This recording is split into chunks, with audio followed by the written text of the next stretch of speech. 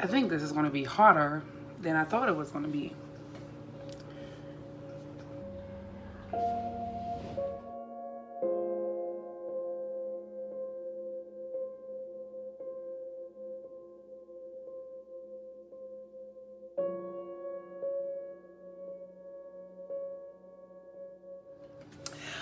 Hello, welcome to my channel.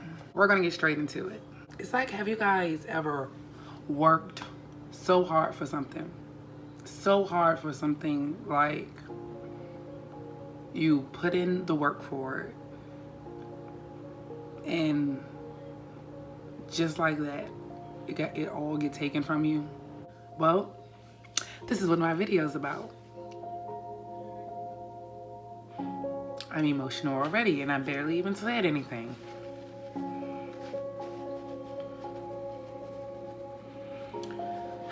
I guess that's why I didn't wear makeup.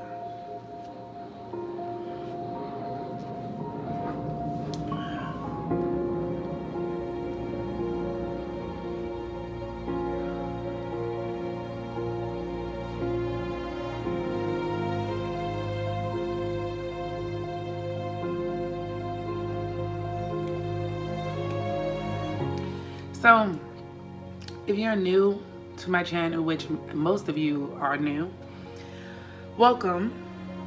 My name is Nisi, and I'm going to be starting a series called Unpack the Lesson.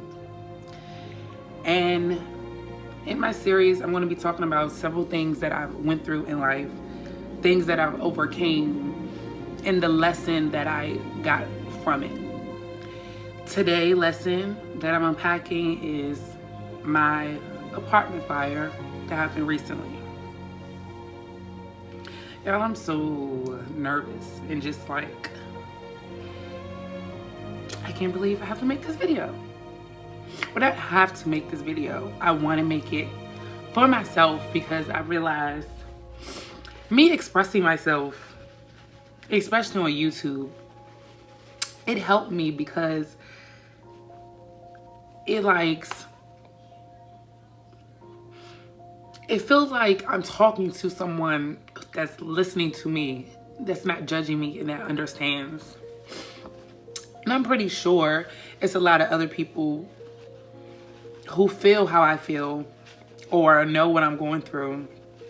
And I gotta stop crying. And it's just like, you know, it just feels good. It feels good to release, to talk, and to express yourself. And I figure, what's better than doing it for my YouTube channel? You know, I started my YouTube channel last year sometime, and I was already talking about things I go through, things in my life. And so it's like, why not share this? Why not share what I learned from this and hopefully be able to help another family and or help someone else, or to just, you know, let people know that it'll all be okay. Because that's what I'm just telling myself every day and letting myself know, like, everything is going to be okay. So, where should I start?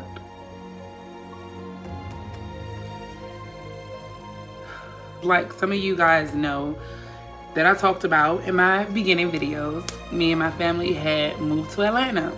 It was a great experience. I loved everything about it. I definitely want to go back, but it was a lot on me mentally. Simple fact, I'd never been away from my family that long. And like when I was in Atlanta, and then it was summertime, so like when 4th of July would come or different holidays, and I would talk to my mom and she'll be like, oh yeah, the family is doing this, the family is doing that. I just really felt like I was missing out. And it's like, that's the stuff that I love. That's what I love about the holidays, and I love being with my family. And so it was just like, I had came back a few times for my little brother, like his prom, because he was graduating and everything. So I came back for his prom, his graduation, and then it was other little things like my little cousin's birthday. And eventually it's like I decided to stay here and build myself back up here and build everything, because it was like, I miss my family. I miss them. And when we came back, we were starting over. My daughter got put in school, started working. You know, I had me a car in Atlanta. I got rid of it, so then I got me a car when I came back here. And then that's when we found an apartment. And it was just perfect. I had a huge balcony, and my balcony was like, it was in this back, like, grassy area where nobody could walk back there. Like, you just couldn't walk back there. I had a perfect view of the sky for me to, like, you know, meditate, manifest. Like, everything was just so, like, amazing. Like, I was in love with my apartment. So once we finally got our own, it was in December. It was, what was it? 2 weeks, maybe a week prior to Christmas. I don't remember the exact date, but it was right before Christmas. And that was like one of the best Christmas gifts ever. My daughter, I'm gonna insert the clip. When my daughter first found out that we had our own home, we surprised her. My mom had picked up from school and had told her she was going to her friend's house. So when my daughter walked in, she was just seeing us, and she seen like our couch and stuff that we was moving into our apartment, and she just started crying.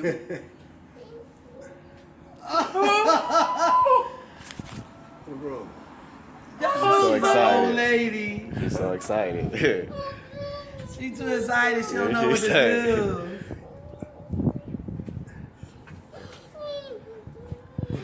Girl, you like an old lady. Come on. Come on, you want to go to your new house? Hey, man, how you doing? Moving along? Yeah.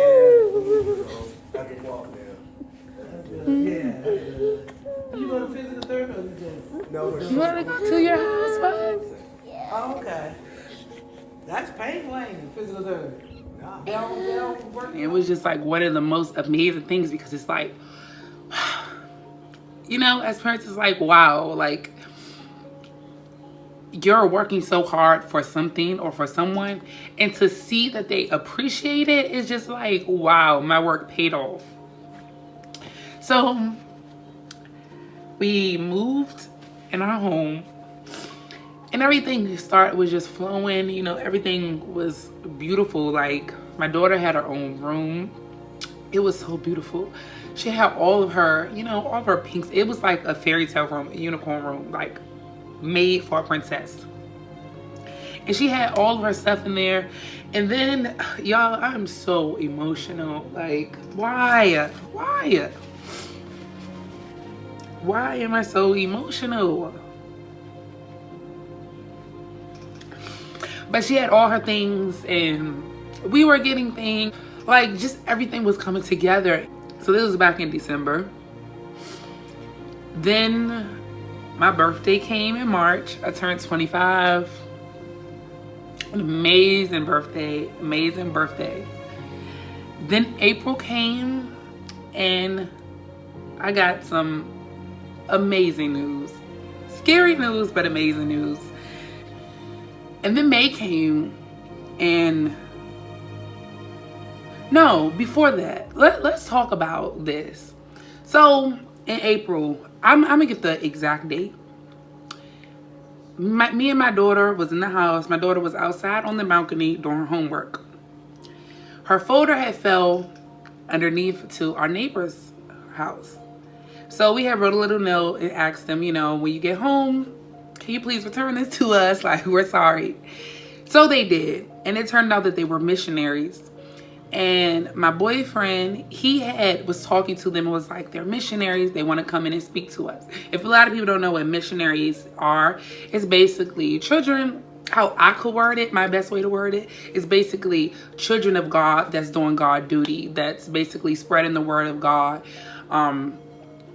Helping other people gain more knowledge about him and things like that.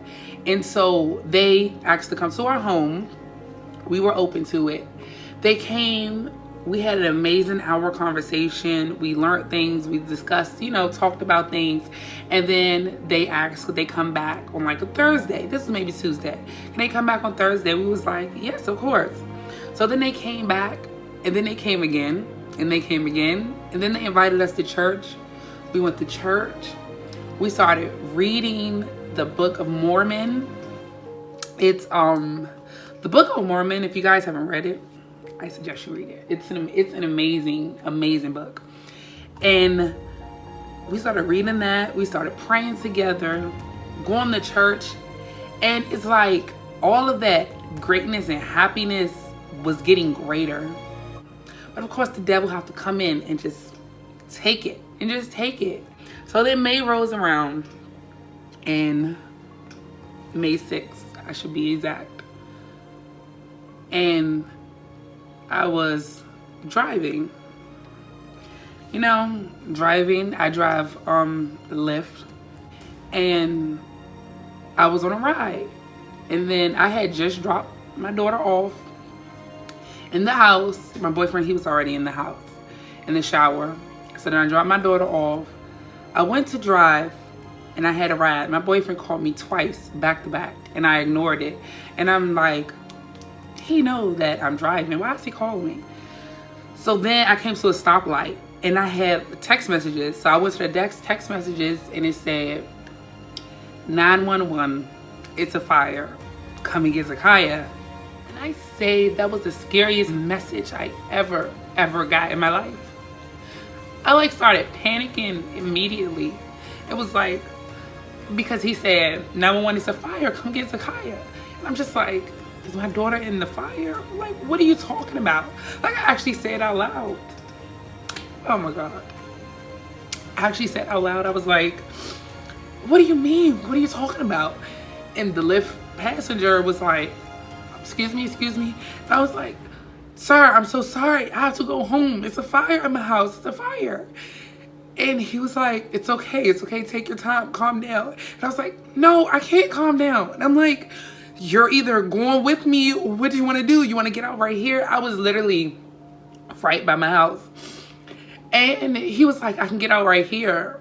I started speeding. I ran through intersections, through cars. And it's so crazy because when I was coming through the intersection, the fire trucks was coming at the same time. And that was even scarier. And so I was just like beeping through the intersection. All the cars, they just had to stop. Like, it was so crazy. Like, they just had to stop. So I just like ran up there. I seen my daughter standing outside and she was crying and was panicking. So I'm just like, oh my God, like, what is going on? And I grabbed her. And then a neighbor was like, it's a fire. And I was like, what do you mean? I was like, where's my boyfriend? And so my daughter started screaming. I was like, he's in there. He's trying to put the fire out. And I'm like,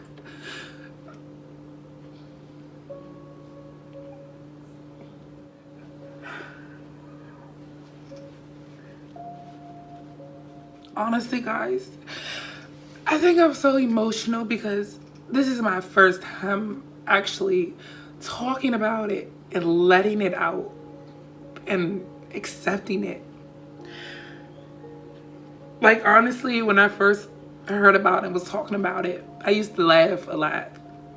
I used to laugh every time I told somebody or talked about it.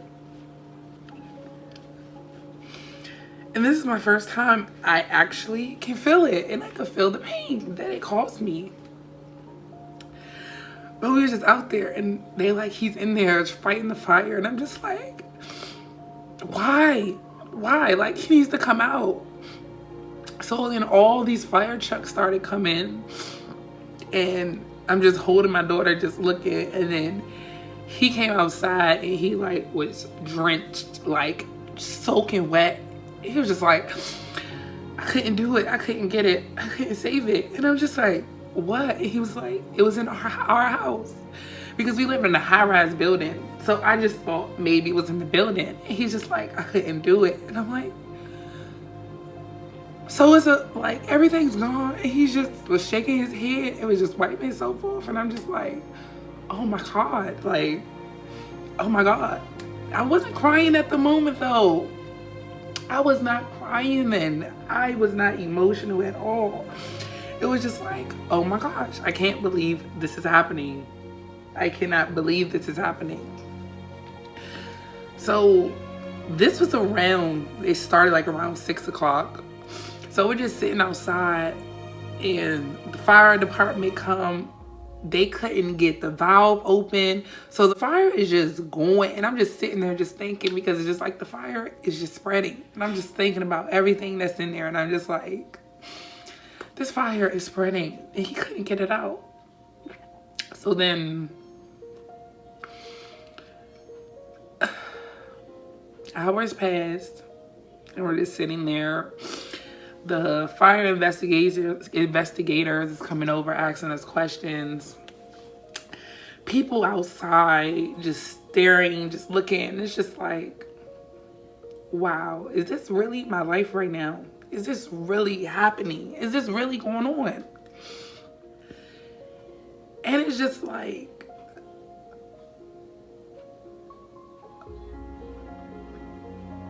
wow. Like, wow.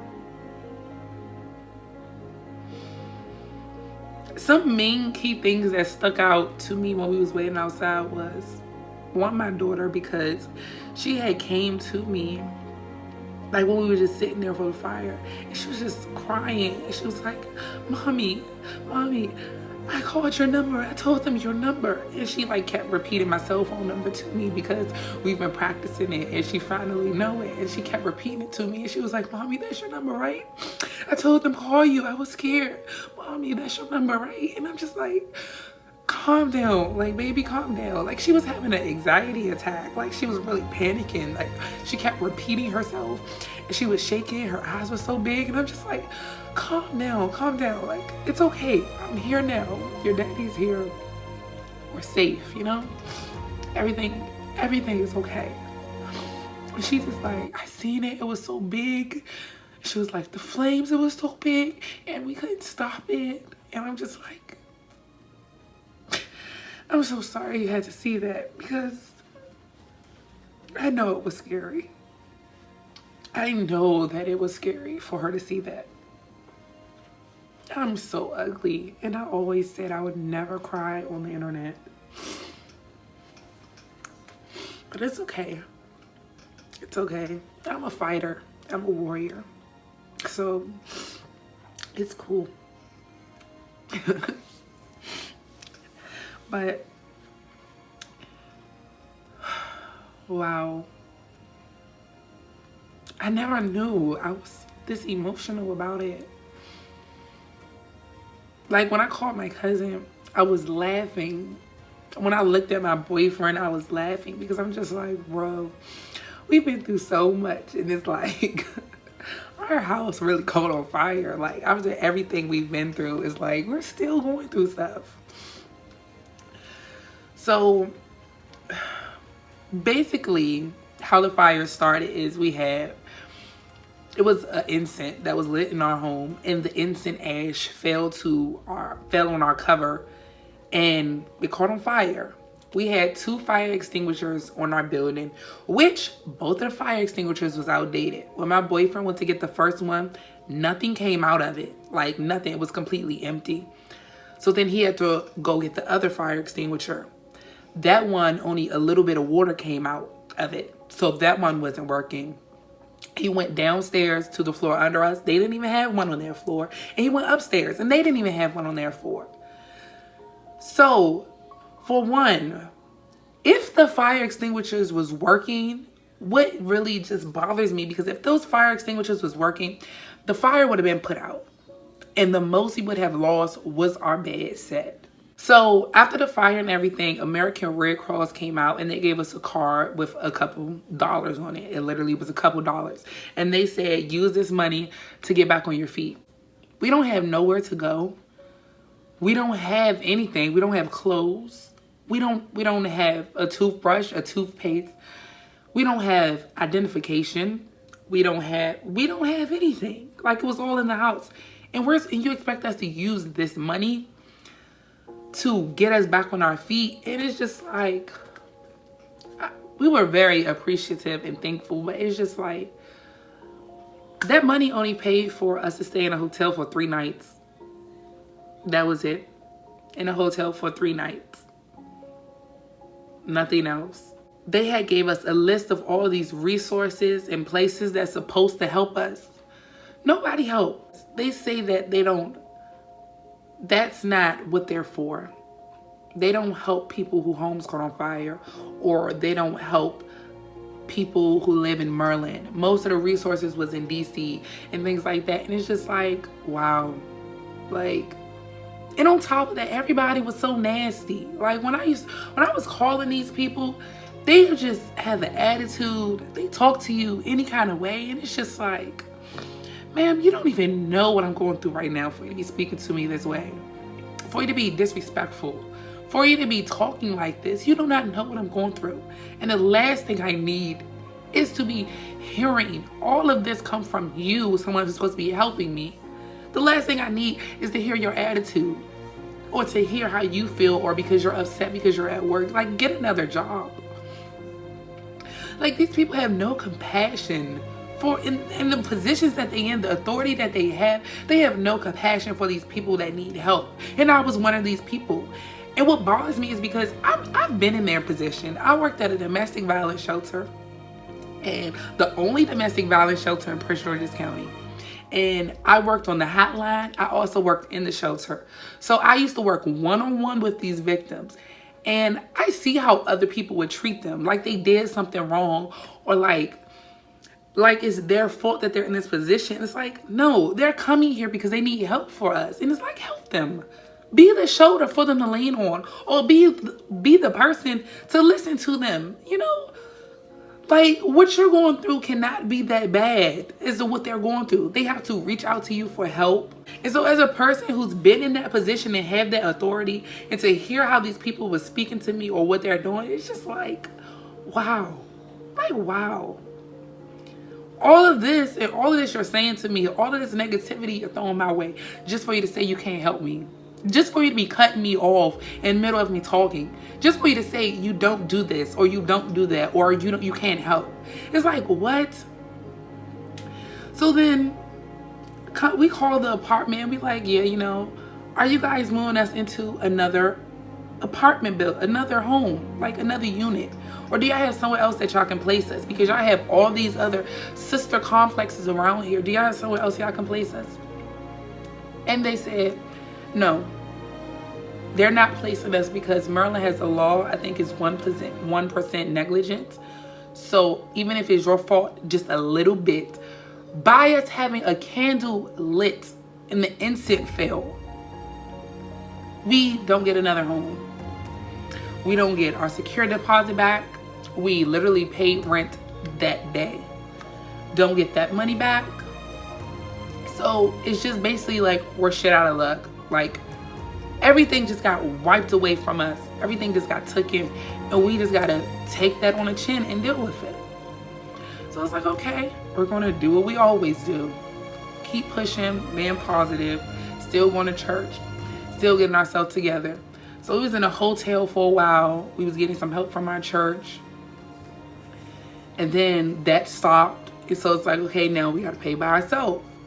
And it's just like everything just got backed up. Like, you know, bills, just the whole rebuilding process backed us up on so much. And it's like, man, here it is. More than a month later, maybe 2-3 weeks, and it's like, we're back at square one. We had a fire investigator come out. We called him to inspect those buildings. He said the fire extinguishers were too far away from our home. They were not within the range. On top of that, those are the outdated versions. It was dated back to 2014, so obviously that's outdated. But on top of that, that's the old version. They're supposed to have a newer version of a fire extinguisher. They didn't even have those. And it's just like, how is this our fault? If y'all stuff was working, we could have saved our stuff. We could have saved our home. We could have saved everything that we worked for and put in there. And it's just like, it's gone. It's okay. Because the lesson that I learned from that, the lesson that I took, that I'm taking from this experience is, no matter how hard you work, no matter how hard you try, when you finally get that thing you've been working for, or you finally get that thing that you've been aiming for, it can be snatched away. Just like this. It can be snatched away. It can be taken from you. And it could be taken from you worse, 10 times worse. It will set you back further than where you started at. And so what I get from that is just love your family, love those around you, because you never know what can happen. You never know what can happen in a split second. You never know. You never know. So always love those around you. Embrace them. Tell them what they mean to you. And live every day. Just live your life. Just live your life. And trust the process. And pray. And just believe that everything will be okay. Because at the end of the day, life goes on. And it's like, I'm still here. We're still here. We're living. And we're here to fight another day. And to keep pushing and to keep going. And it's up to us how we want to live these days. We can live them miserable, depressed, sad, dwelling on the past, angry. Or we can just live every day like it's our last. Just live every day to the fullest. Be happy. Do what you love. Do what makes you happy. Because that thing or whatever it might be that you're working so hard towards, you might not get it. You might get it and it can get taken away. You might taste it. But that can't define you or your happiness. Every day, what you decide to do every day defines you. Every choice you make, from the time you wake up till you go to bed, that's what defines you. Do what makes you happy and do what's amazing for you. Do what's amazing and be amazing.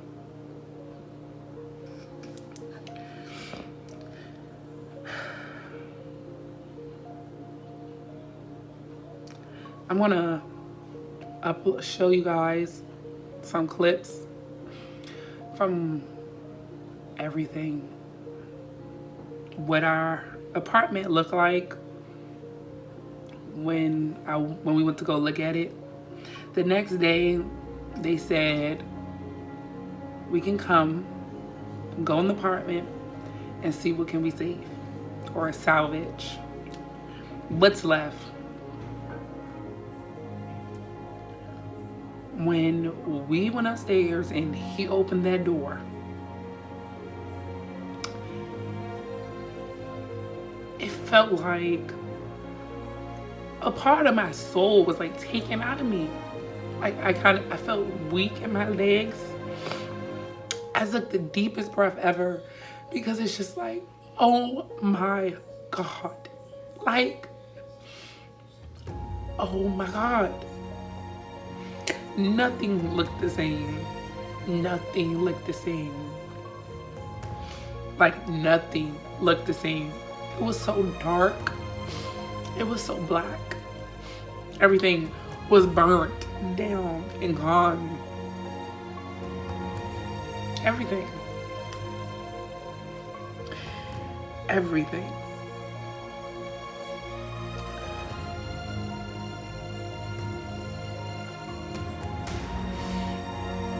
But it's okay. It's okay. Because that was a test of my faith. It was a test. And you know what? We passed it. And we're passing it. We will get those things back. We will. Wow. Fire. It's okay though. As long as my daughter is okay. We're all healthy, we're all okay. It's fine. It is okay. Guys, I'm so emotional. I feel like a sucker. I can't believe I'm crying like this.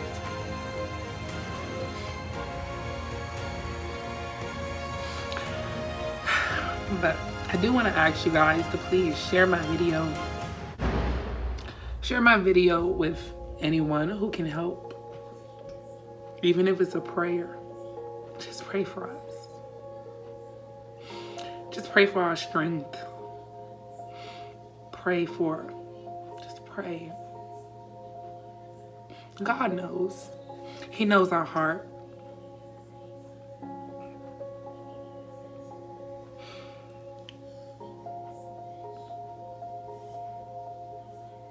Thanks for watching my video, guys.